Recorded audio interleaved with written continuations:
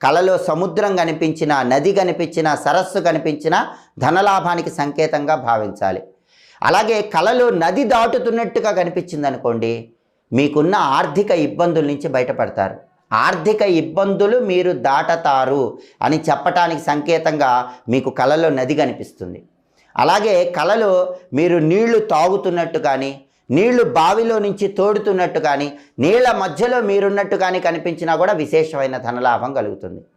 అలాగే కలలో తేనెతుట్టు కనిపిస్తే ధనలాభం కలుగుతుంది. ఇంట్లో మాత్రం తేనెతుట్టు ఉండకూడదు.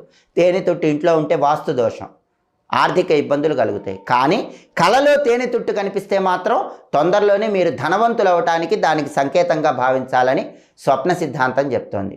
అలాగే కలలో గులాబీ పూలు కనిపిస్తే చాలా మంచిది.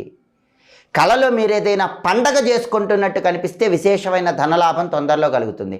కలలో ఒక పండగ, ఒక ఫెస్టివల్ అందరూ కలిసి చేసుకుంటే